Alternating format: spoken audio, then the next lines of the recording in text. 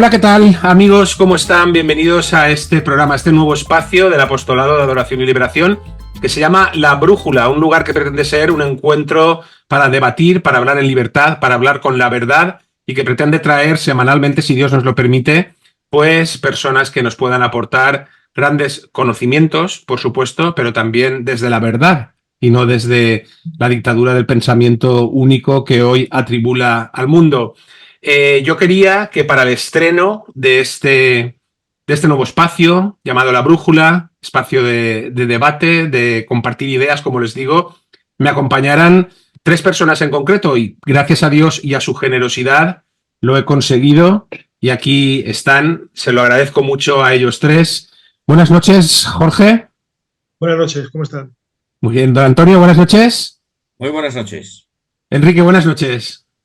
Buenas noches, Vicente. ¿Qué tal? Encantado de teneros aquí. Gracias de corazón por haber accedido, como siempre, con vuestra generosidad y con vuestro espíritu de colaboración y de lucha por la verdad. Y aunque parece que es un poco redundante presentarles, como es la primera vez que hacemos este programa, y por si alguno de nuestros hermanos, especialmente en Hispanoamérica, porque en España difícilmente alguien habrá que no los conozca, sobre todo de la gente que nos sigue, que nos apoya, voy a hacer una breve presentación de los hermanos. Jorge Ramón Valle. ¿Qué tal, Jorge? Pues muy bien, encantado realmente de estar aquí con todos vosotros, con ustedes. Y bueno, en este caso, pues efectivamente empezar un programa que inicias tú hoy, pero intentando efectivamente llevar la máxima sinceridad, la máxima verdad a todos aquellos que depositen su confianza y su tiempo en nosotros, e intentar no decepcionarles. Esto no se hace con fines de golatría, por supuesto, ni tampoco intentando llenarse los bolsillos, sino con el interés de compartir con personas sinceras un poco de la nuestra. Absolutamente cierto y muchísimas gracias. Jorge Ramón Valle es, bueno, pues uno de los líderes del pensamiento católico remanentista. Él ha pasado por experiencias en todo tipo de ámbitos. Ha estado en la nueva era, en la ufología, por 22 años. Él tiene una vasta formación, se ha formado en ufología, en parapsicología, en geobiología, es ocultista, experto también en el fenómeno social de las sectas y versado en las profecías del Apocalipsis. Titulado En Seguridad, trata temas de alcance geopolítico, con mucha soltura, ha escrito 14 libros y lleva 32 años como divulgador en la radio y desde 2019 colabora con Adoración y Liberación. Un verdadero honor, gracias, Jorge. Muchas gracias. Don Antonio, buenas noches. Muy buenas noches. Antonio Ramón Peña. Bueno, pues, ¿qué les voy a decir de don Antonio? Saben que también colaborador de esta casa, un gran católico, un gran español. Él es doctor en Historia Moderna y Contemporánea, colaborador en diversos medios de comunicación durante muchos años, siempre escribiendo desde la sana historia y la sana doctrina. Ha colaborado también con la Real Academia de la Historia en el Diccionario Biográfico Español y aparte de sus cantidades de artículos científicos y de opinión escritos, también ha publicado libros, entre ellos De Roma a Gotia, Los orígenes de España, un libro que antes comentábamos que yo tuve la ocasión de leer hace muchos años, fantástico. De Austria a Borbones, Japón a la luz de la evangelización, y libros realmente apasionantes. Actualmente se ocupa como profesor, es, como les decía, doctor en historia y es un verdadero honor tenerlo entre nosotros, Antonio, así que muchísimas gracias. Muchas gracias a ti por invitarme a este programa inaugural. A ti, como no podía ser de otra forma. Don Enrique, buenas noches. Buenas noches, Vicente. ¿Qué tal, don Enrique de Diego? ¿Qué les voy a decir que ustedes no sepan? Enrique de Diego es, como yo digo, el último periodista vivo, el último periodista de verdad, periodista de larga trayectoria, ha trabajado en medios de periodismo nacional de altísimo alcance, ha trabajado en el ABC, en el periódico Ya, en la revista Época, ha colaborado en el grupo Intereconomía. Actualmente es el editor del digital Rambla Libre, que les aconsejo a todos seguir. autor de muchos libros. Yo leí muchos de ellos de joven también y últimamente autor, como dicen ahora, on fire, en pleno momento de ebullición, de 2 libros que todos ustedes pueden encontrar en la plataforma Amazon y que son Bergoglio, El cojón del anticristo, un libro que relata a la perfección quién es Jorge Mario Bergoglio.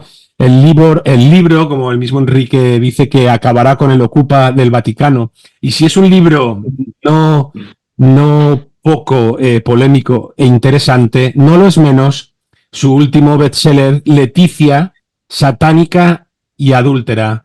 Un certero golpe al satanismo, sinónimo de globalismo.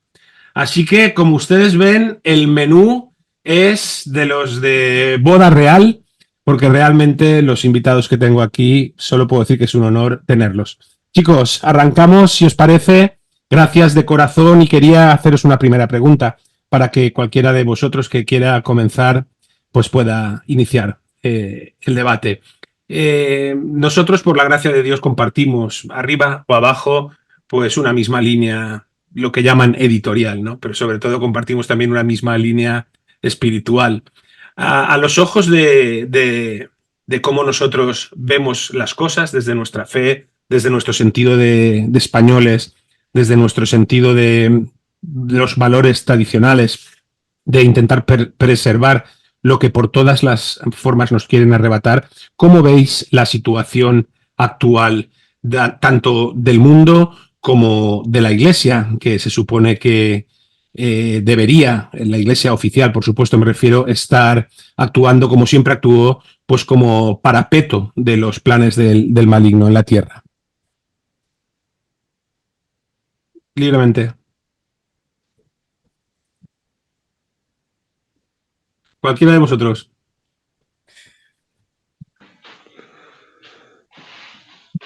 ¿Nadie se atreve? Venga.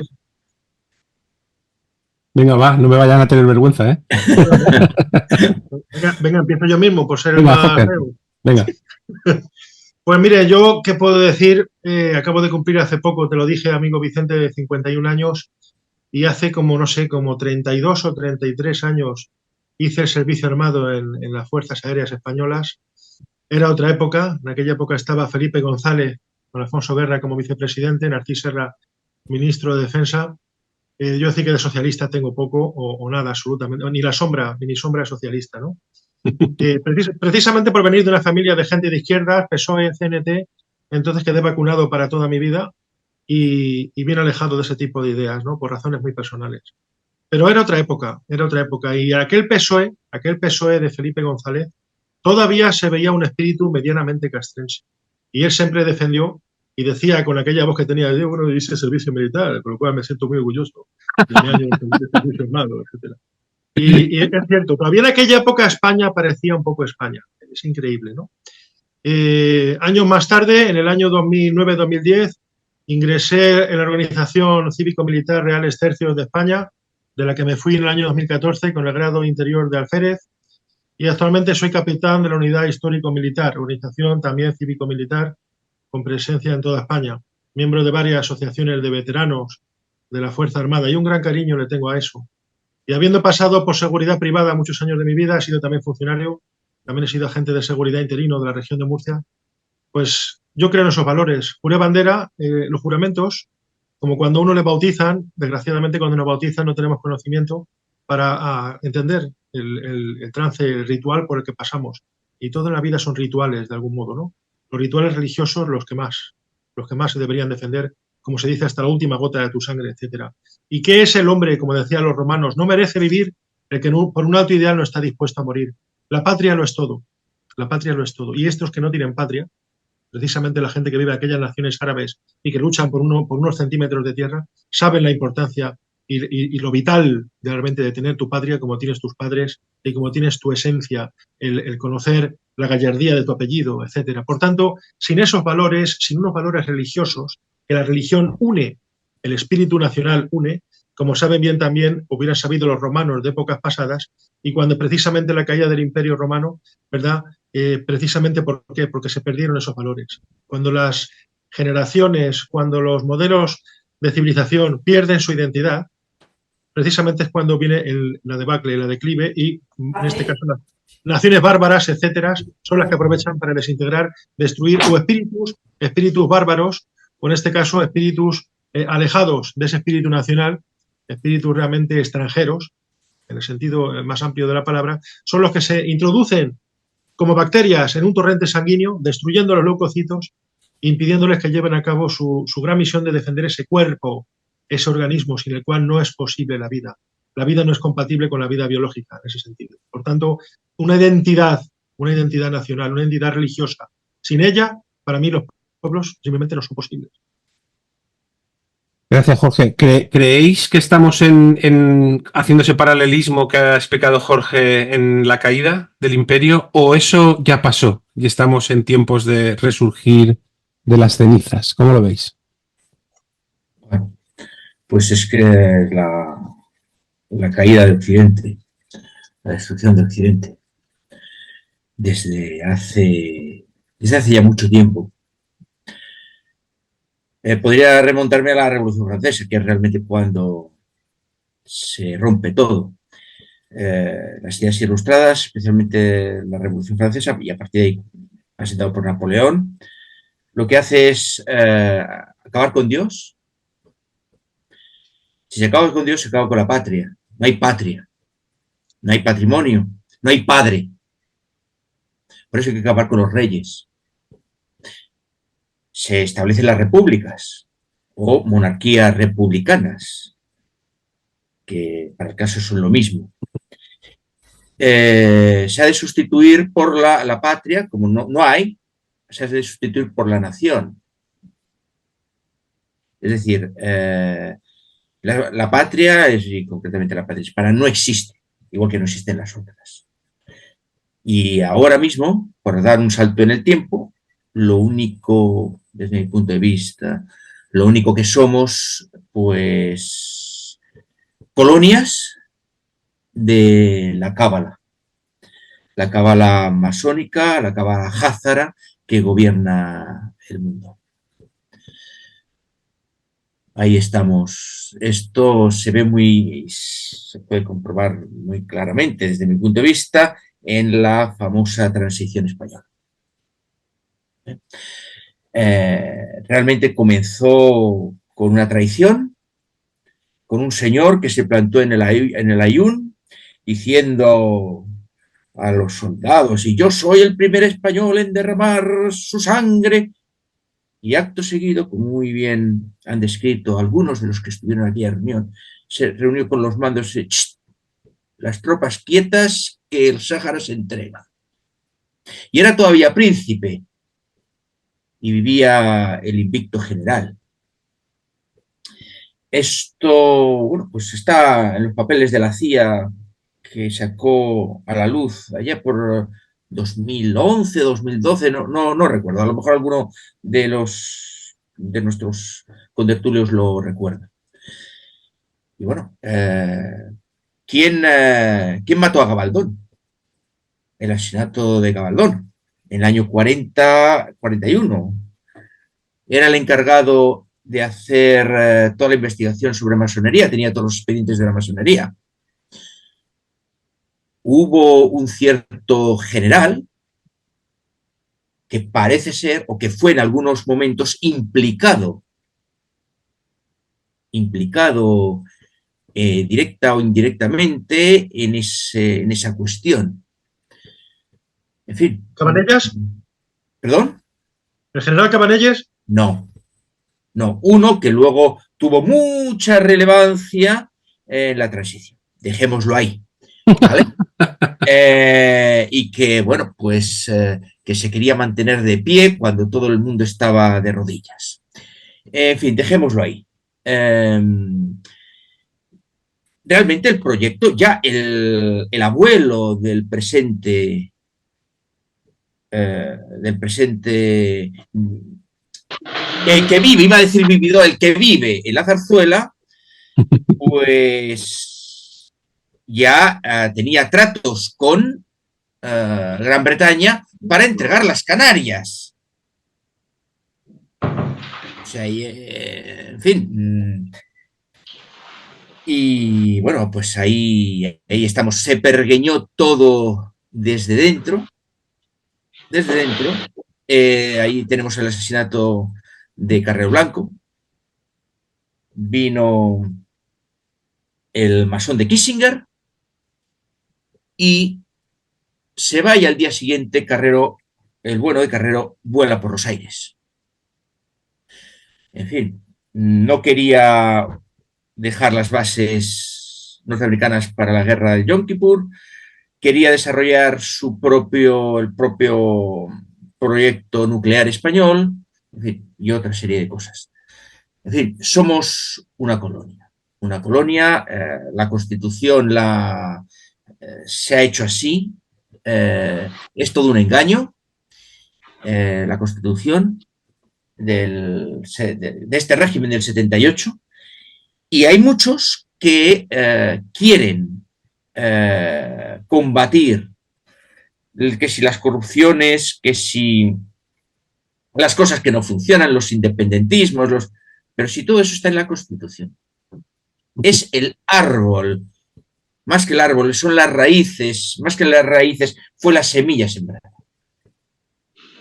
No es que lo otro fuese la panacea, pero se acercaba mucho más a lo que debería de ser un Estado enfocado hacia Dios.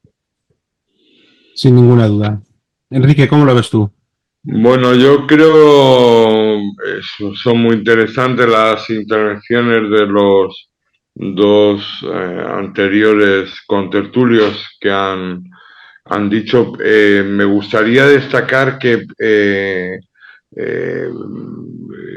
bueno, toda sociedad se organiza en torno a una idea religiosa, a un Dios, o a dioses politeístas, pero el Dios del pueblo, es decir, a una autoridad superior. Entonces esto efectivamente se rompe en la Revolución Francesa. Yo en la investigación que he desarrollado en Leticia satánica y adúltera, me he quedado con los ojos como platos de mi ignorancia respecto a que el satanismo domina el mundo, lo está dejando de dominar, está cayendo, pero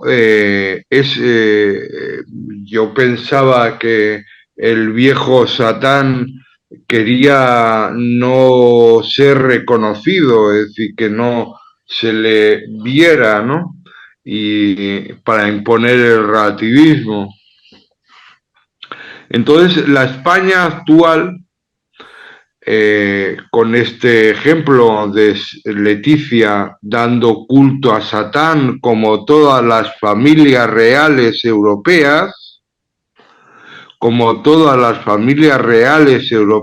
especialmente la inglesa, especialmente la holandesa, España está ahora mismo surcada de todos los problemas. Los vamos a ir solucionando.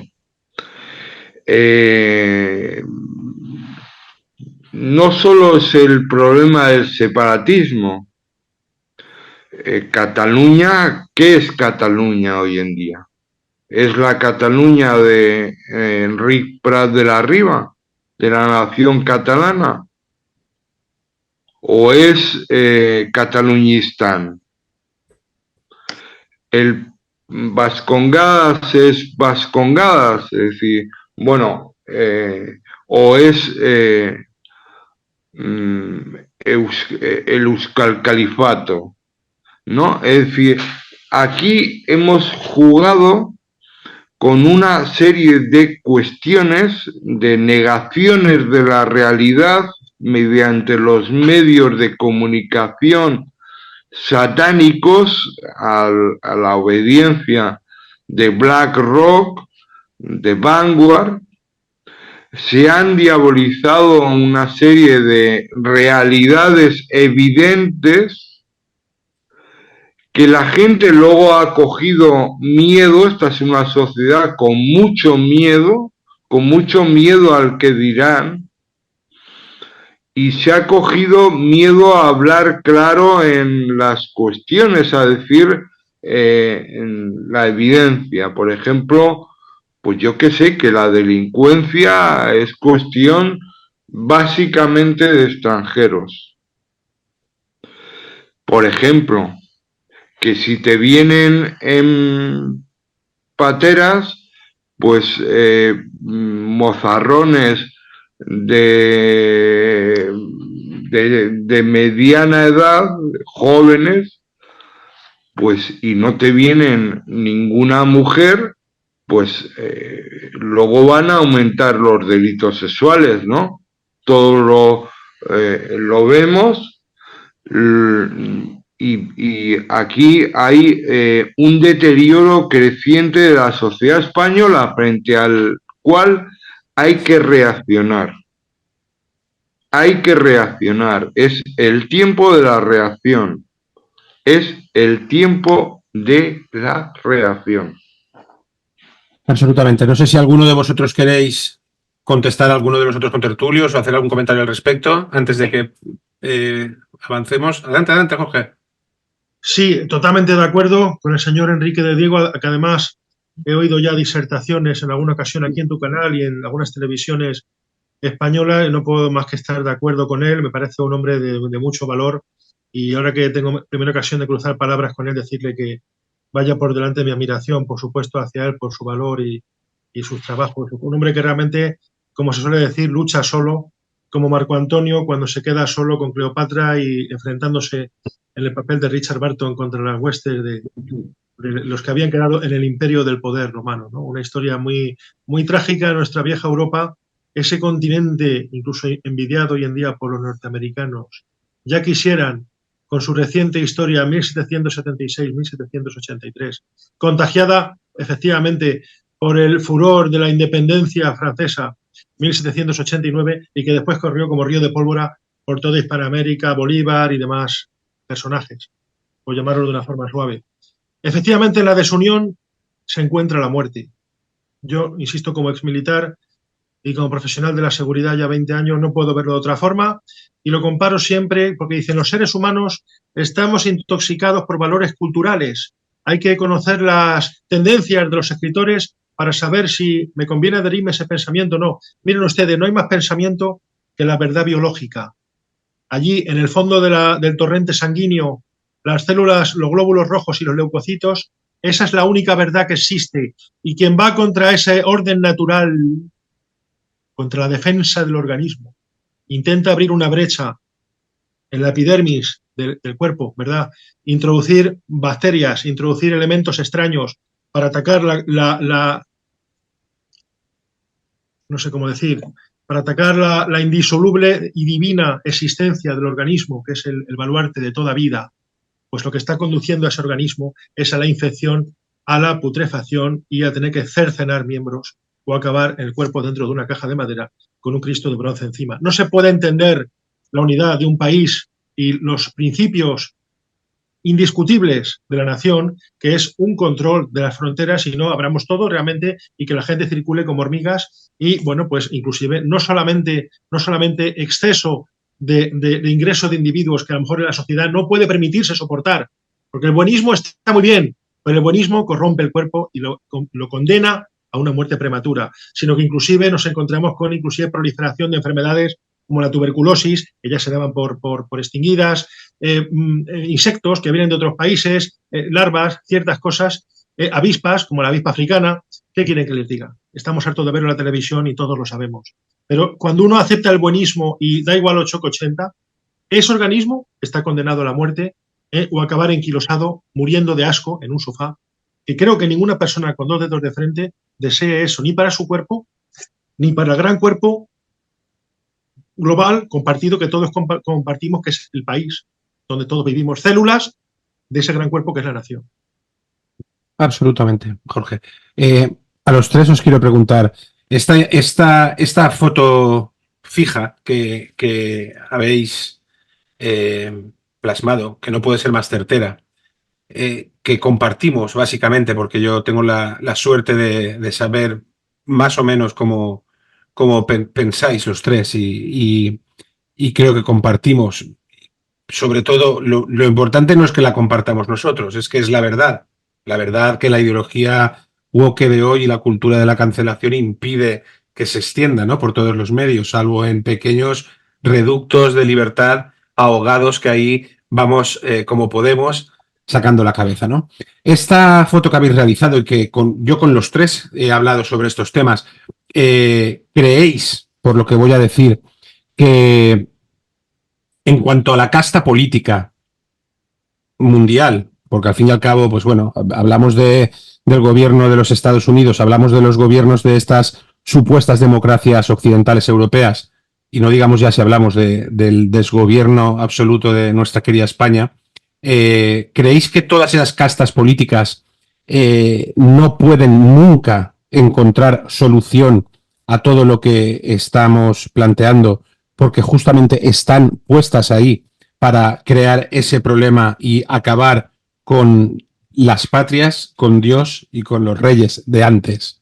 En ese sentido, con la claridad de que vinieron para acabar con Dios, patria y rey, ¿creéis que es así? ¿O creéis que es excesivamente conspiranoico pensar que son los propios gobiernos al servicio de sus amos los que están puestos para que el bien deje de poder avanzar?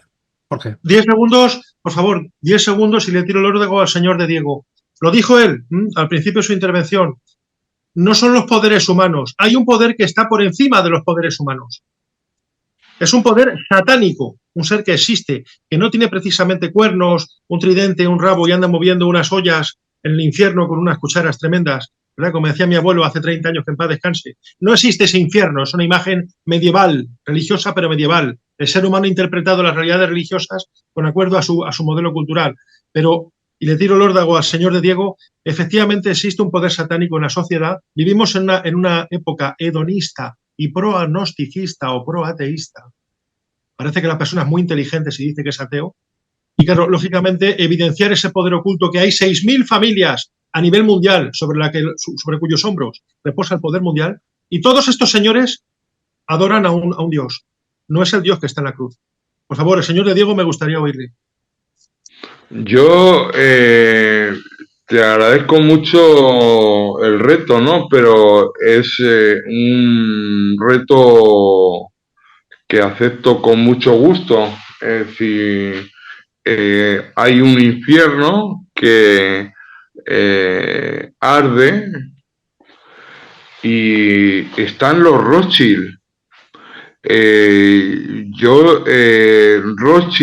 Jacob Rothschild, que ha muerto hace poco, se hace una foto posando con Marina Abramovich, la bruja por excelencia, delante de un cuadro que se titula Satán convocando a sus legiones. Dicen, aquí estamos, somos satanistas. ¿Y qué pasa? Los Rockefeller,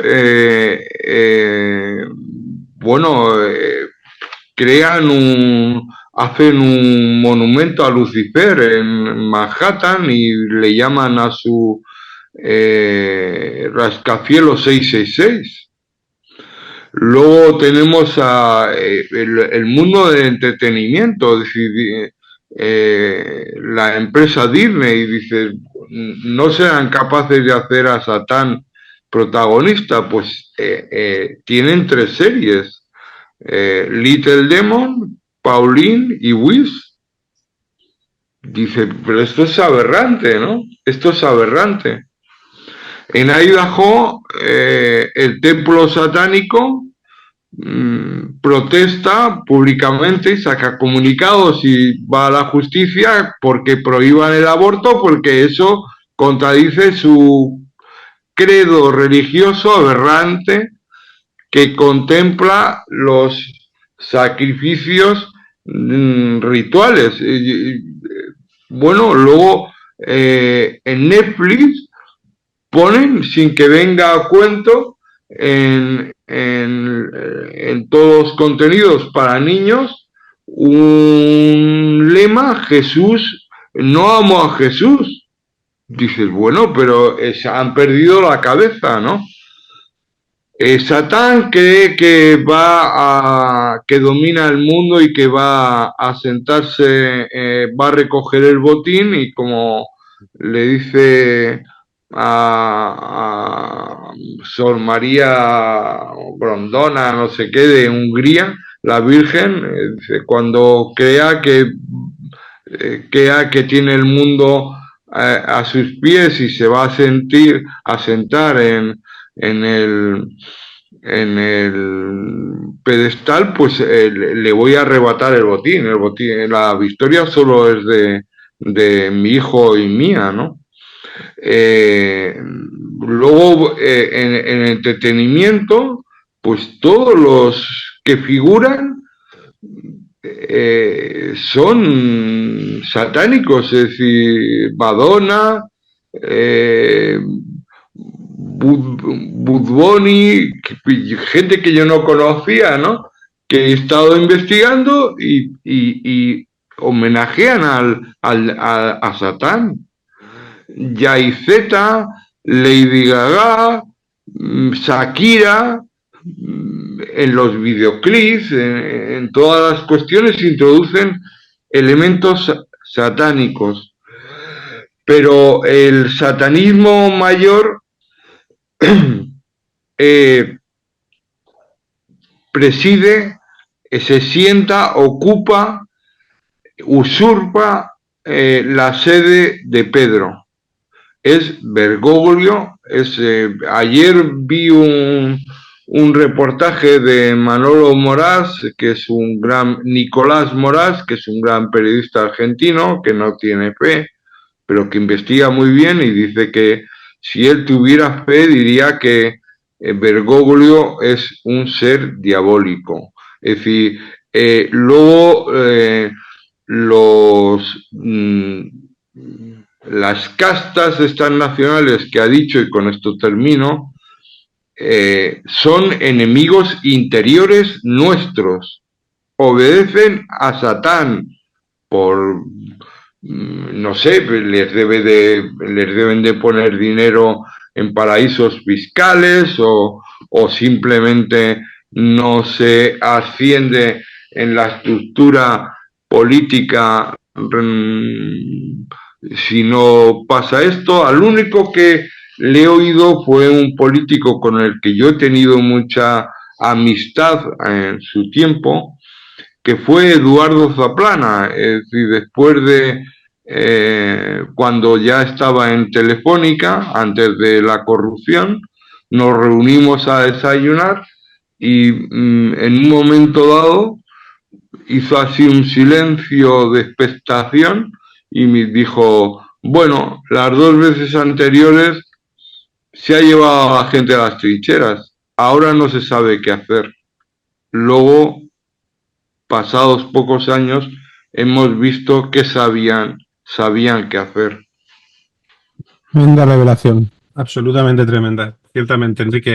Y en cuanto al tema que has sacado de Bergoglio, voy a ir a él por el tema de la Iglesia que quiero comentaros. Nos disculparán los queridos espectadores hoy, porque este programa pretende ser un programa de análisis de la actualidad, por supuesto, con los tintes de doctrina, de verdad y de explicación de la realidad ante este mundo distópico que nos han creado, que sea necesario dar. Pero hoy, en esta primera edición, al ser la primera tan especial, con estos invitados tan de lujo, quería yo hacer un breve repaso de algunos temas generales. Por eso estoy un poco haciéndoles unas preguntas que puede parecer que no tengan un hilo conductor, aunque en el fondo lo tienen. En ese sentido, lo digo porque quiero ir ahora a eso que ha sacado de Bergoglio, pero antes me gustaría plantearos, a ti, Antonio, especialmente como experto en este tema, que sé que eres, como doctor en historia, y también a cualquiera de vosotros que estáis más que puestos sobre el tema. ¿Tú piensas como yo, Antonio, que los lodos en los que nos movemos en cuanto a la desintegración ve el espíritu nacional, la desintegración de los valores, la imposición de estas dictaduras que vienen marcadas por, pues, por la masonería y todos sus derivados financieros, de casta, la nobleza negra, todo lo que conocemos, que todo gira en torno a un mismo eje, hubiera no triunfado de esta manera si no hubieran conseguido lo que para mí fue su objetivo principal, que fue acabar con la magna obra del Imperio Católico Español. Es decir, yo siempre he pensado desde mi modestia que el Imperio Español, el Imperio Católico Español, la patria, España, aquí y allá de los mares, era un proyecto, yo tengo confianza de que es y volverá a ser un proyecto de providencial en lo territorial, en lo religioso, en lo espiritual, y que era necesario acabar con ese proyecto por medio de todo lo que hemos conocido, la leyenda negra, la destrucción del poder de España, etcétera, para que pudieran seguir avanzando los planes del mal. Tú, como yo, Antonio, y los demás, por supuesto, ¿le das tanta importancia a ese fenómeno? ¿Consideras como yo que era tan necesario acabar con ese imperio para estos planes? Correcto. El mundo está gobernado por la sinagoga de Satanás. No sé si es Juan 8. Vosotros sois la sinagoga de Satanás. No creéis en mí, no creéis en mi Padre, porque no creéis en mí. Sois la sinagoga de Satanás. Me parece que es Juan 8. Uno de los enemigos del alma del hombre es el mundo. Y el mundo está gobernado. ¿Quién es el príncipe de este mundo? Satanás. ¿Vale? Quien se opone a Satanás ha sido la Iglesia Católica. De ahí y una Iglesia Católica estructurada en unos estados políticos. La propia Iglesia como estado político también. ¿Vale? De ahí el interés de destruir los estados católicos. Podríamos decir más ampliamente estados cristianos si hacemos referencia a la Santa Rusia. Por ejemplo, la acción de la masonería en la destrucción de la monarquía hispánica es muy clara, no hace falta entrar mucho en ello. Los grandes pequeñajos libertadores fueron en realidad esclavistas de esos piratas ingleses. Ahí, por ejemplo, la financiación de la independencia argentina, la banca Barclays, por ejemplo, tuvo una gran... Pero quedaban varios imperios, varios grandes estados cristianos. El reino de Austria-Hungría. Ahí tenemos al último emperador, me parece que ya fue nombrado santo, Carlos, el último emperador, y que la masonería le visitó en su exilio. Oye, te podemos devolver como rey a Austria, siempre y cuando aceptes el divorcio, el aborto, el no sé qué, el no sé cuánto. Y dijo, no. Y la revolución soviética, la revolución mal llamada rusa, que no fue rusa. Eso es. De los grandes pequeñajos líderes revolucionarios eran de origen sionista, por decirlo de alguna manera. Sí. No utilizar otras palabras que a lo mejor nos pueden censurar en ciertas plataformas.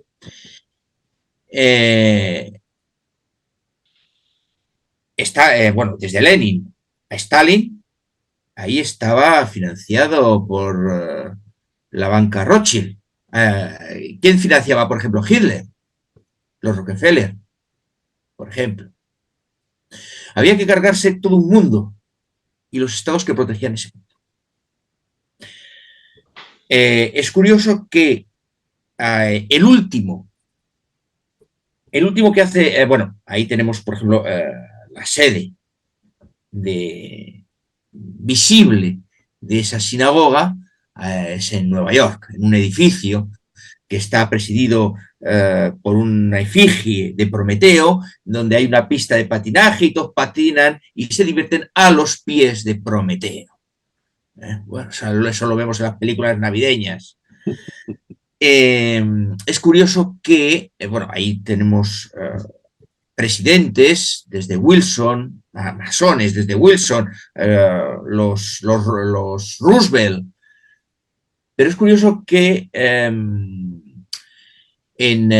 los años 60 esa vieja guardia va desapareciendo y es sustituida por los straussianos, de Leo Strauss, que eran el núcleo primordial era Házaro, pero había otra serie de gentes muy próximas. Platonismo, nietzscheacismo, de Nietzsche, no sé cómo llamarlo, agnosticismo, ¿vale? Y que con el asesinato de Kennedy se hacen con los puestos secundarios asesores y secretarios. Hasta los Bush, hasta el fin de Ronald Reagan, y con Bush entran en primera fila. Ahí tenemos, ¿os acordáis de Richard Cheney? ¿Os acordáis de Rumsfeld? Pero no solo en el partido republicano, también en el partido demócrata. No les importan los partidos. Por ejemplo, ¿quién fue el ideólogo de las guerras de Afganistán? Primero las dos guerras de Irak, después Afganistán, después Siria. Pues ahí tenemos a Jack Sullivan con los Clinton, por ejemplo, pero que luego continuó. O sea, bueno, en fin. Es curioso que todos ellos han acabado en grandes think tank, ¿vale? El principal es la Rand Corporation. Rand Corporation, que ya, por ejemplo, en el año 19, en un famoso informe, ya opta, por ejemplo, por llevar la guerra a Ucrania, para hacer realidad lo que el plan de Brzezinski, ¿no? Que publicó allí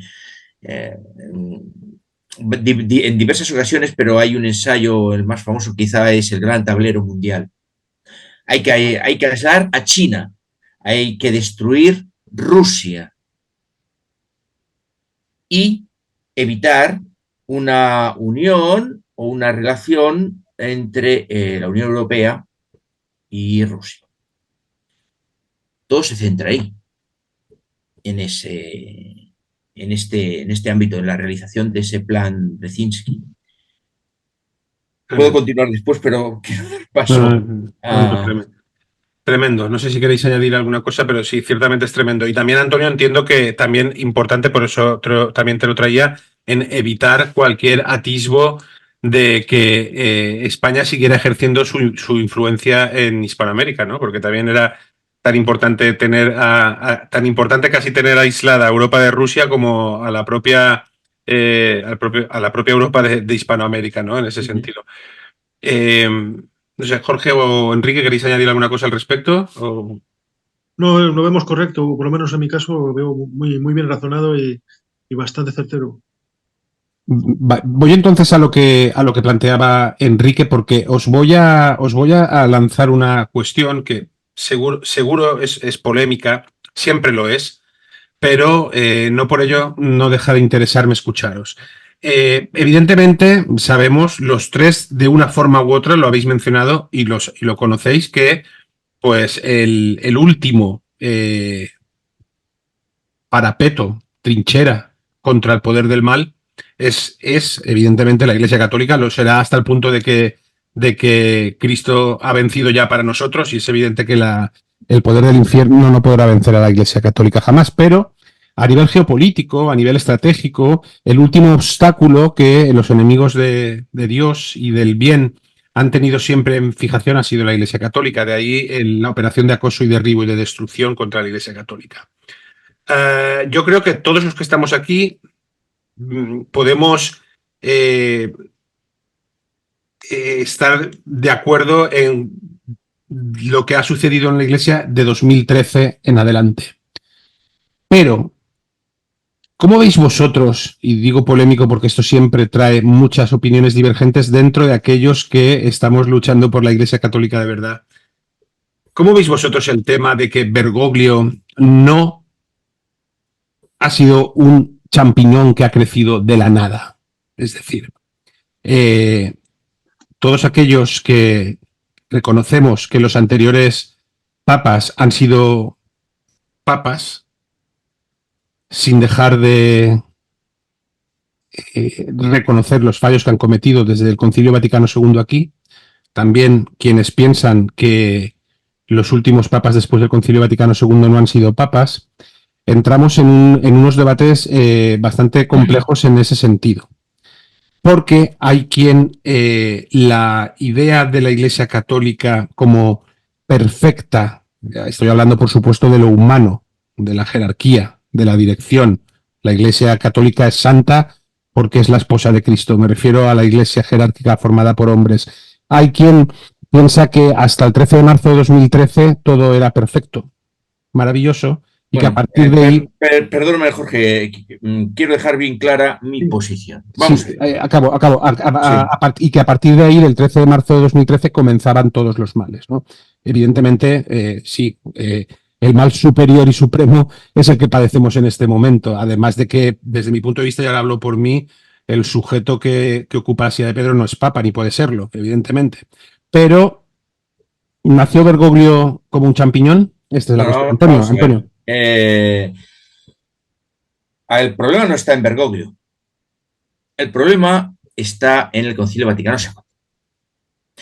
Y ahí tenemos, primero, si fue o no fue necesario, era o no necesario convocar un Concilio Vaticano II, cuando todavía el Concilio Vaticano I se estaba desarrollando. O sea, segundo, la lista de Mino Pecorelli sobre los cardenales masones es muy clara. Y que le costó la vida, por cierto. Y le costó la vida, y además se ha ido verificando. Bugnini mismo era masón. Esto es un dato histórico, esto ya no es opinión. Y lo que hizo Juan Pablo II, de las cosas primeras que hizo fue enviarlo a Teherán, que se estaba iniciando la revolución de Jomeini. Pero puestos así, podemos decir, bueno, es que el cardenal Siri, yo debo recordar que se anunció por la radio vaticana incluso su nombre de como papa, Gregorio, no me acuerdo el número, que la guardia había ya recorrido toda la Plaza San Pedro para recibirle. Y de repente hay allí media hora, 20 minutos de silencio de todos los medios, y todos los medios lo habían anunciado, y de repente sale fumata negra. No digo ni que sí, ni que no, ni lo contrario. El cardenal Siri nunca reivindicó nada. Es decir, se pueden poner entonces las dudas desde entonces. ¿Vale?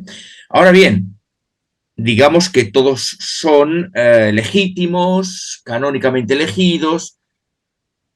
Teológicamente, el concilio y la reforma litúrgica son unas semillas cuyos frutos los estamos viendo.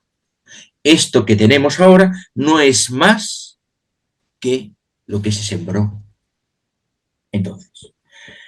¿El concilio tiene algo de bueno? Todo aquello que tiene de bueno es porque recoge la tradición. En los años 70 el conflicto era tan grave de ruptura, y luego parte de los 80, lo que pasa es que estuvo congelado por Juan Pablo II, que Benedicto XVI tuvo que lanzar esa idea de la hermenéutica de la continuidad, que ha sido un fracaso. Un fracaso porque no hay continuidad, hubo una ruptura. Se intentó hacer algún arreglo y ha sido un fracaso eso de la hermenéutica de la continuidad. Unos documentos, desde el concepto de libertad, el concepto de comunismo, el concepto que hablan en ruptura, no se pueden leer. Por muchos esfuerzos intelectuales y teológicos que uno haga, no se pueden leer. Antonio, perdona que te interrumpa. Perdona, no, un apunte. La propia tan cacareada actual sinodalidad viene de ahí, además. Viene Exactamente, de ahí. O sea, la Iglesia, Dios no Cristo mismo no creó la Iglesia sinodalmente, no, la Iglesia jerárquica. Y bueno, pues estamos en esos efectos. Habrá para quien son buenos y positivos. Allá usted. Para mí son negativos. En cuanto al tema propio de este Papa que tenemos ahora, bueno, yo es lo que siempre digo. Este Papa, yo no soy quien para decir, no, hay posturas teológicas encontradas, pero yo no soy quien para decir, no, este no es, este tal. Eso lo dice la Iglesia. Cuando un papa cae en herejía, Honorio I, decidió la Iglesia, como dice, siguiendo al Belardino, es la Iglesia, Belardino, la que tiene que decidir. De momento es reconocido por la Iglesia como tal. Y hasta ahí puedo decir. En ese sentido, antes de dar gracias, Antonio, gracias. Sí, en la lectura que haces del Vaticano II, coincido 100% contigo. Y en lo último que has dicho, yo sí que tengo que dejar claro, porque sería absurdo no hacerlo, que todos los oyentes y seguidores de Adoración y Liberación saben que yo defiendo con uñas y dientes que Jorge Mario Bergoglio no es el Papa de la Iglesia Católica, no es el Papa, pero no voy a empezar a hablar de este tema porque me lo han escuchado 1000 veces y no soy quien hoy para quitarles tiempo a estos preciados 3 contertulios, ¿sí? Pero bueno, dicho esto por mi parte, Jorge, Enrique. Lo sé porque cada uno puede tener aquí sus diferencias y sus... Sí, por supuesto, no, pero y sus igualdades en determinados aspectos. Sí, Antonio, pero me refiero a que yo entraría a hablar del tema, pero no quiero... Ya me lo han escuchado mucho, dirá, ya sabemos que Vicente lo que piensa en ese aspecto, ¿no? Por eso me refiero que prefiero escucharos a vosotros. Gracias, Antonio, de corazón. Jorge, Enrique, sí. Cualquiera. Sí, muy rápido, para dejar paso a nuestro amigo Enrique de Diego también, que sin duda sus aportaciones son muy interesantes. Simplemente no debemos olvidar, cuando tratemos temas de alcance, aunque sea religioso, pero también con una connotación importante política, no olvidar la génesis puramente teológica en la cuestión de la malogración de la Iglesia. ¿Por qué? Porque ya el propio Cristo, en el Evangelio, y posteriormente el Apocalipsis de San Juan, se indica claramente, no podrá aparecer el anticristo sin que antes se dé la apostasía. Y nos encontramos inmersos en una sociedad de personas que han renunciado al conocimiento teológico, que tenemos ya 2 o 3 generaciones, ya esto empezó con los gobiernos de Felipe González, años 1981 a 1996, si mal no recuerdo. 82 a 96. Se consiguió sacar el espíritu de formación religiosa de los centros educativos, EGB, bachiller, etcétera. Y con esto, anulando la posibilidad de que personas puedan decidir, es decir, si usted no conoce, usted no puede decidir. Por eso es importante, y la religión, ¿verdad?, en cualquier nación que haya tenido mínimamente relevancia, pues las religiones han sido fundadoras de religiones, han sido mecenas de las artes, y realmente sería difícil encontrar una nación donde el espíritu religioso, la historia religiosa, no hubiera tenido una importancia capital. Ahora, ese mismo Cristo también el que le preguntan, maestro bueno, creo que es en el Evangelio de San Mateo, maestro bueno, ¿qué haré para alcanzar la vida eterna? Y Cristo le responde, en uno de esos sentidos en el que yo entiendo que es una de las mayores pruebas de la evidencia de que existió realmente ese ser. precisamente su sentido del humor. Y dentro del sentido del humor, porque una persona que no tiene sentido del humor no es inteligente, es un robot o un banquero. Perdón, YouTube, perdón. Pero, Cristo le responde, ¿por qué me llamaste maestro bueno? Solo hay uno bueno, Dios. Es decir, ¿cómo va a ser infalible el Papa si el mismo Cristo dijo hace 2000 años, solo hay uno bueno, que es Dios? Entonces, y después de eso, a remolque y a continuación, no podrá manifestarse el hombre de pecado, es decir, el Omen, el anticristo, sin que antes se dé la apostasía. Y creo que fue León XIII el que dijo, el humo del infierno ha entrado en mi iglesia.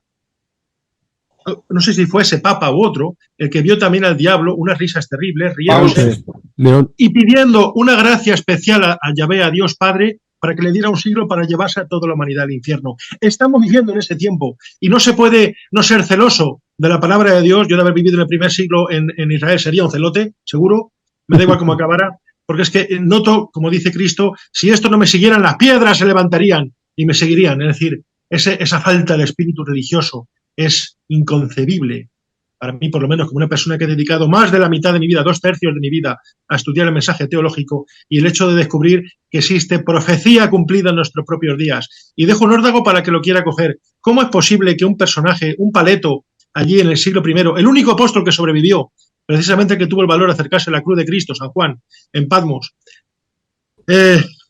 y escribe el Apocalipsis, y recibe una revelación alucinante? Allá cuando llegue el tiempo, el final de los tiempos, y se presente el hombre de pecado, la bestia, que son 3 personajes, el anticristo, la bestia y el falso profeta, que podría ser un señor que aquí hablamos mucho de él, pero yo no lo sé, pudiera ser. Este personaje se va a levantar contra todo lo sagrado y hará imponer una marca sobre la mano derecha y sobre la frente a todos, ricos y pobres, esclavos, niños, grandes, ancianos, sin la cual no podrán comprar ni vender. ¿Cómo algo tan sofisticado del siglo XXI, y el gran sueño de los grandes gobiernos, anular la moneda timbre para poder tener un control sobre el tráfico de armas, el tráfico de cositas, sustancias que se mueven en pateras, ¿verdad? El gran sueño de estas élites es el tener el control y que no haya nunca más dinero negro, y por otro lado tener controlados a todos los individuos de manera que se toque un botón y esa persona caiga muerta. Estamos en ese tiempo. ¿Cómo San Juan en la isla de Patmos hace 2000 años, en una época en la que no existía ni siquiera documentos nacionales de identidad, pudo hacer esa profecía? Ese es uno de los elementos revelatorios. A toda esta gente joven que se ríe hoy en día de la revelación y dicen que es cosa de cura o que es cosa de idiotas, entre los cuales yo me incluyo, ¿cómo se pudo dar ese mensaje tan moderno, tan tecnológico? No podrán comprar ni vender sin una marca en la mano derecha o en la frente. Estamos ya llegando a esa época tecnológica y la apostasía la estamos viviendo. Con lo cual, este señor vestido de blanco es uno en una escalera de innumerables peldaños, de muchos personajes del mal disfrazados con una careta de actor de teatro. Fantástico, Jorge. Ciertamente es así es. Muy brillante. Adelante, yo diría que la crisis de la Iglesia, empezó esto como crisis de la Iglesia, fue o ha sido una cosa de los clérigos mundanizados. El pueblo fiel, recordemos que la Iglesia es la comunión de los santos. En la Iglesia militante, el pueblo fiel no pedía para nada esas reformas que se hicieron y ese desastre que ha sobrevenido. De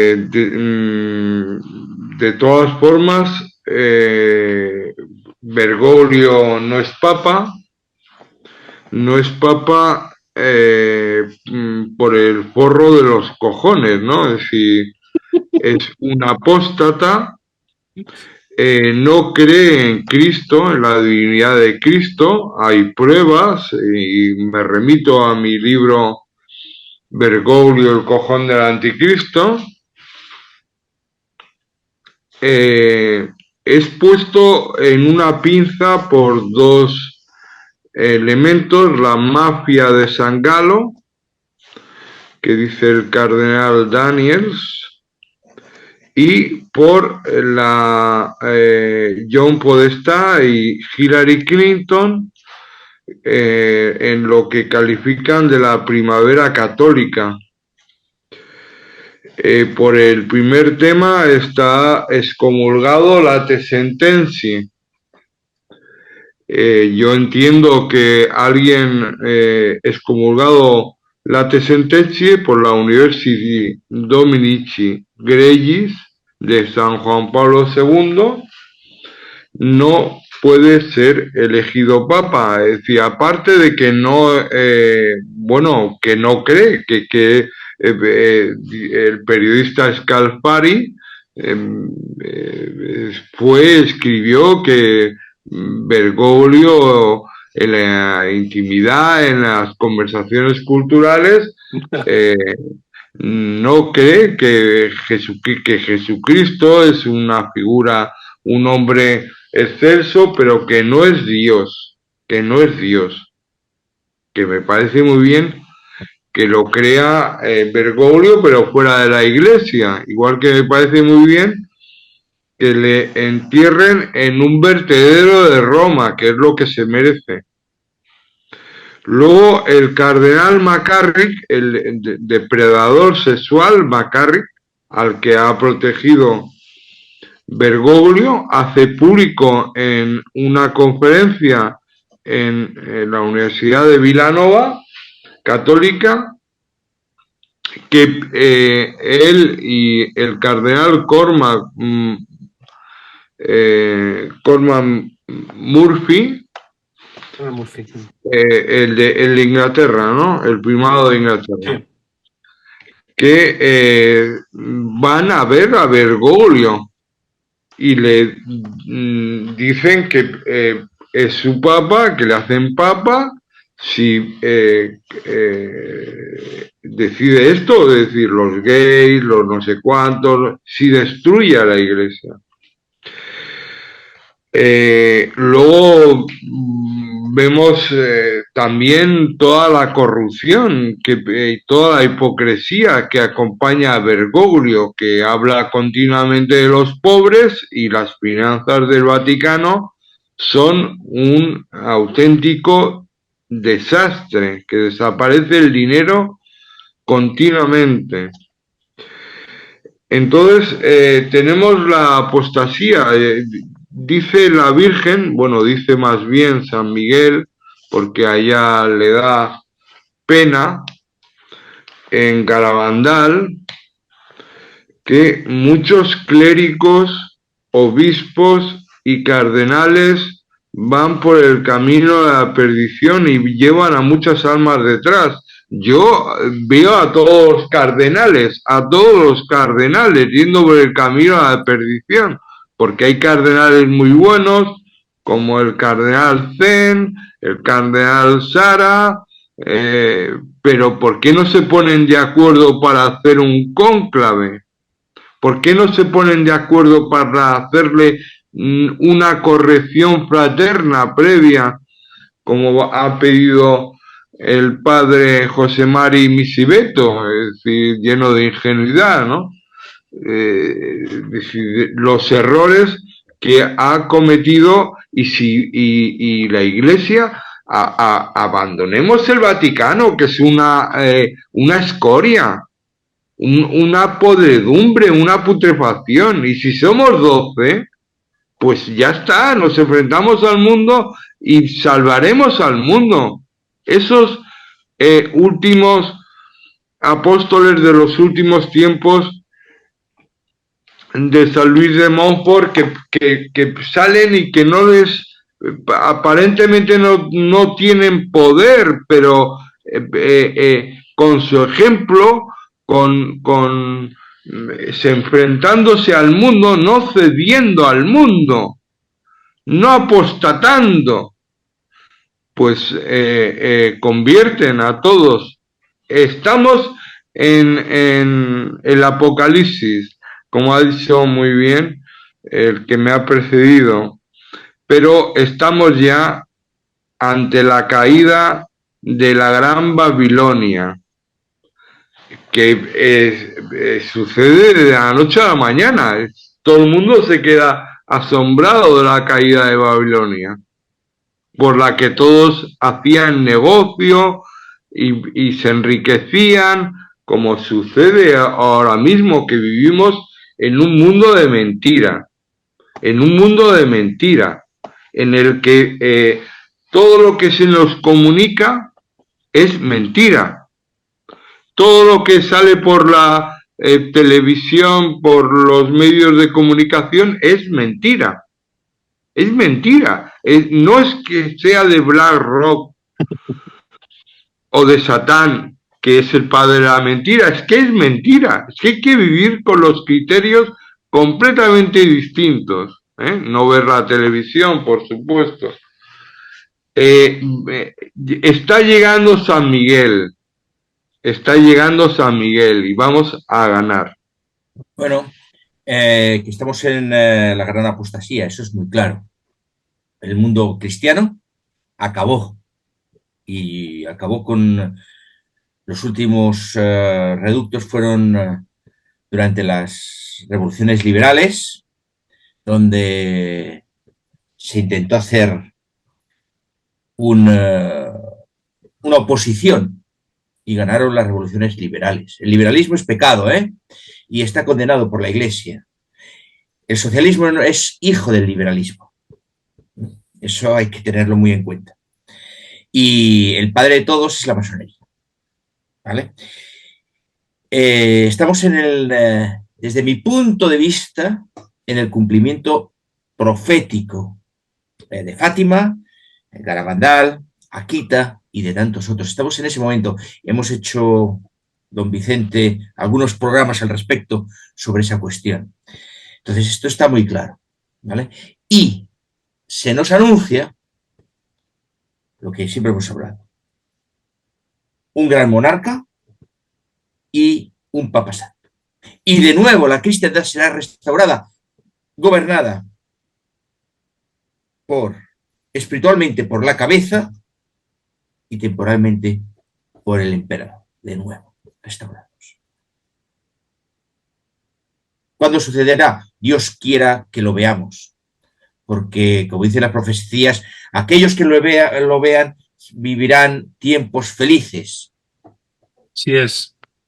Sobre todo me gusta En vuestras tres exposiciones el tono de... optimismo que nunca debe faltarnos a los católicos, por supuesto que sí.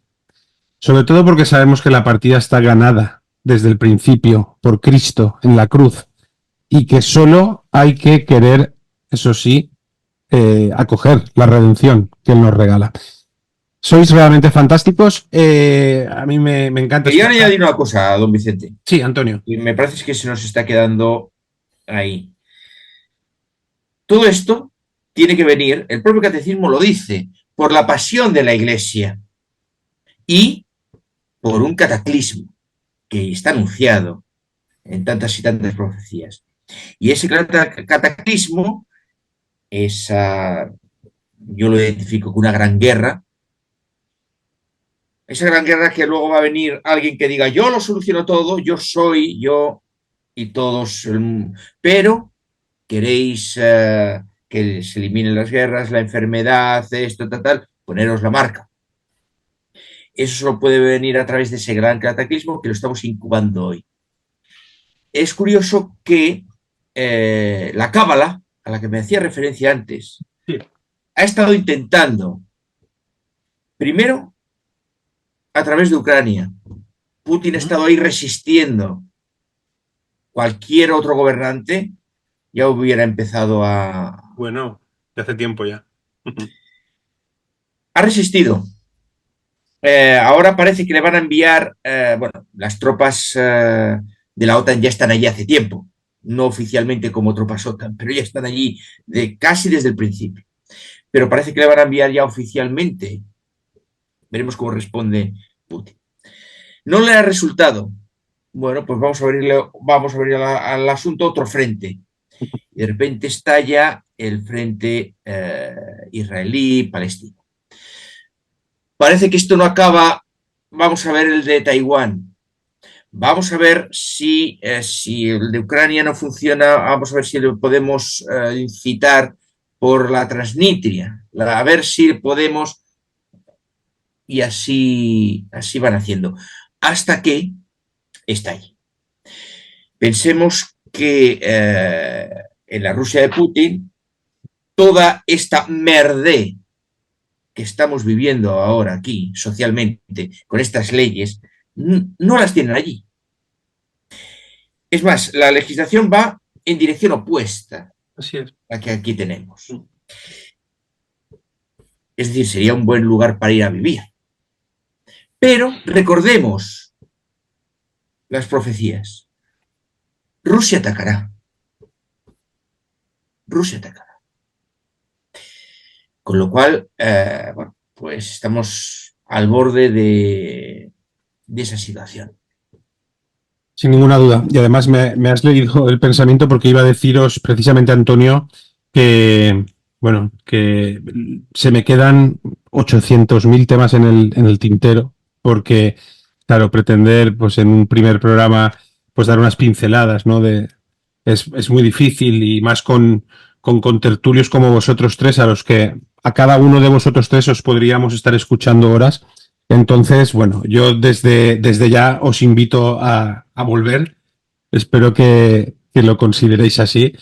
Y te lo digo esto porque estaba pensando, para finalizar, justamente sacar ese tema que has sacado. Os iba a preguntar, y lo has diseccionado muy bien, Antonio, porque hablabas de lo que sabemos que está escrito, por decirlo de alguna forma, y qué puede ser ese cataclismo y espiritualmente cómo es, pero os iba a preguntar, ya aterrizándolo al momento actual, a finales de abril de 2024, y desde un plano geopolítico exclusivamente, comparto contigo y todos compartimos que esto está escrito y va a pasar, pero geopolíticamente, vosotros tres que pulsáis también la actualidad desde la vista en la historia también, ¿cómo veis esa situación actual? Si pensáis que la conflagración mundial puede ser inminente desde vuestro punto de vista, y si pensabais, os iba a preguntar que finalmente será por Rusia, será por Israel, o será un cúmulo de todo. Eso es lo que iba a preguntaros justamente para acabar, y has adelantado muy acertadamente el tema. Jorge, sí. Yo lo veo más en Oriente Próximo, pero simplemente porque hay que volver una y otra vez a las profecías. Somos personas debatidoras, comentadoras, pensadoras, reflexionadoras de una cierta actualidad geopolítica, pero somos personas de fe. Entonces hay que volver una y otra vez, no hay más remedio, a las palabras del Cristo, a las profecías. Y es muy curioso el hecho de que se habla del rey del norte y del rey del sur en Apocalipsis, que se sentarían sobre una mesa a contarse mentiras. En un momento determinado, el anticristo para una guerra, dice, le van a suplicar que tome el reino tiene que ser Jerusalén, porque además el anticristo se sienta sobre el templo de Dios, gozando del trono de Dios, haciéndose pasar por Dios como Dios. No existe otro templo en toda la tierra más que Jerusalén. Y es el lugar que después de miles de años sigue siendo foco de conflictos por esos 21.000 kilómetros cuadrados. Decía el otro día un amigo mío, un pastor evangélico ecuatoriano que está en Israel, las naciones árabes tienen 14 millones de kilómetros cuadrados y quieren esos 21.000 kilómetros cuadrados. Realmente parece loco. ¿Por qué? Porque es el epicentro del mundo. Y allí, que dijo Napoleón cuando estuvo allí en Egipto y en toda aquella zona, y vio la explanada que hay al norte, el Valle de Megido, al norte de Israel, dice, Dios mío, qué lugar más magnífico para una guerra. Y allí, al norte de Israel, es donde tiene lugar, pero según mis estudios, según mi opinión, dentro de 1000 años, la batalla de Armagedón. O sea, pero en contexto teológico, en contexto de profecías del libro de las revelaciones de San Juan, efectivamente, lo dijo antes el doctor, usted, Antonio, efectivamente, ocurren dos cosas, y tengo muy leído Apocalipsis. Lo tengo muy leído ya de medio 38 años así, leyendo Apocalipsis, pero vamos, casi hasta para irme a orinar. Y es una guerra, no es la guerra de Armagedón, es otra guerra que hay antes de la segunda venida y después de esos 3 años y medio de gobierno del hombre, del anticristo, y además una serie de desastres naturales, que es cuando dice, todo valle será rellenado, toda colina será aplastada, etcétera, en el lenguaje profético, ¿no? El movimiento del mar, el rugido del mar, las estrellas que caen del cielo, no el juicio final. El juicio final todavía quedan 1000 años para el juicio del trono blanco, donde Cristo, ya los muertos, resucitados, etcétera, juzga a los vivos y a los muertos, y se lanza ese ejército contra la Nueva Jerusalén y le declara la guerra.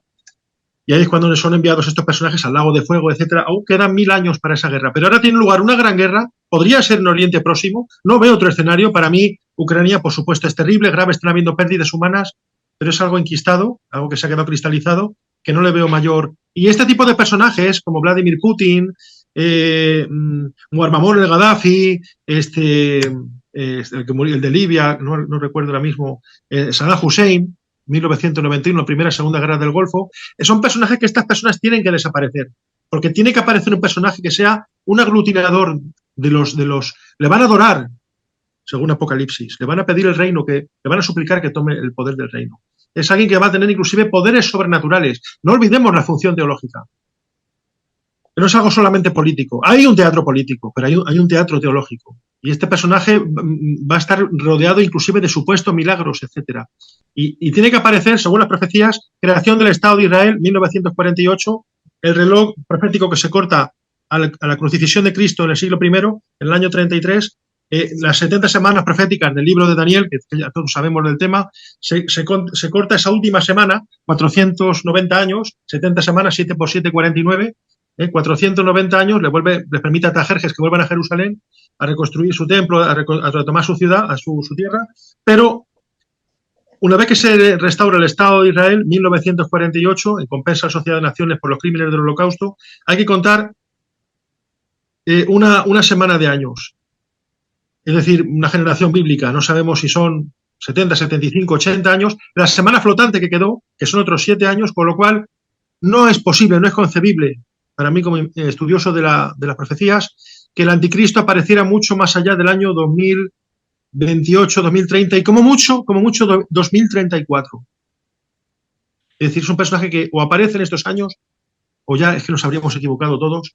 Para empezar, por mí habría tirado 38 años de mi vida a la basura. Tiene que aparecer y ocurre una gran guerra en esa zona, en Oriente Próximo, y una serie de catástrofes. Apocalipsis habla de una gran montaña que cae de los cielos.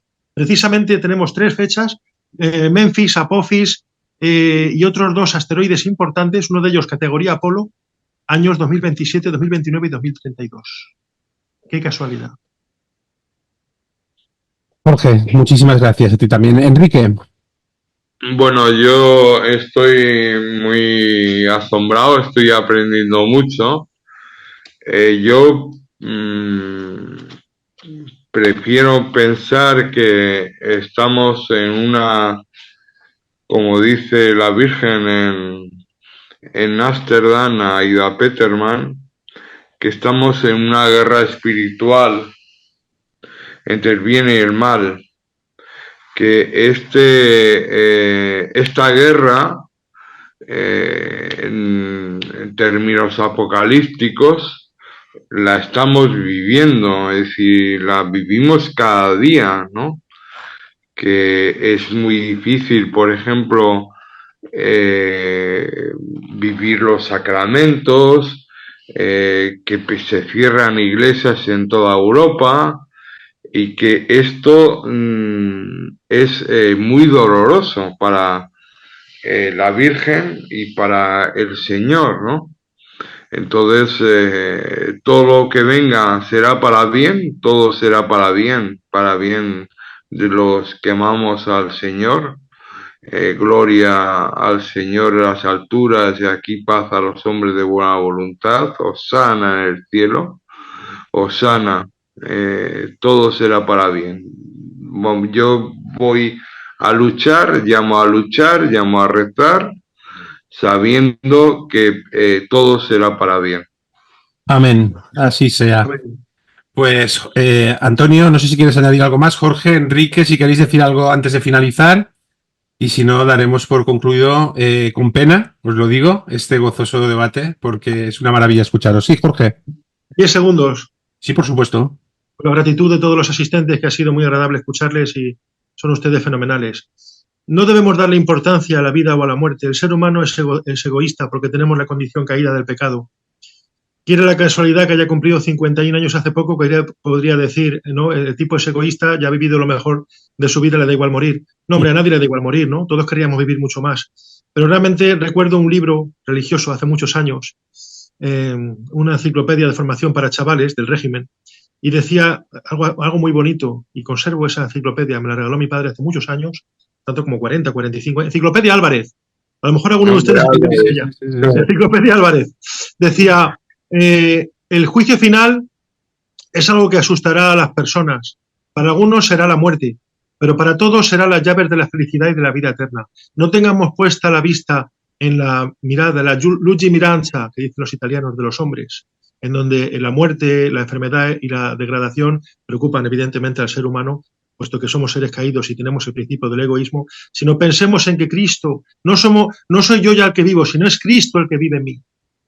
Amén. Es Cristo que vive en mí. Y por tanto, no pensemos en la muerte ni siendo jóvenes ni siendo viejos, porque esta vida algún día la tendremos que dejar. No hay nada más seguro que un día nos tendremos que ir, sino que hay un ser realmente, un rey invicto, que donde aquí gobiernan los miserables y los cerdos, esto lo digo yo, habrá 1000 años donde gobernará el Cristo, un personaje que no se corromperá, que no venderá indulgencias, que no traficará con votos de gente que se va de unos partidos y de otros. Será un hombre realmente, un hombre íntegro, que viene de más allá de este mundo. Por tanto, no tengamos miedo a la muerte, transmitir un mensaje tremendamente optimista a aquellos que son creyentes. De verdad, no tengan ustedes miedo a la muerte, sino miren a aquel que está en la cruz, porque en él vivimos todos.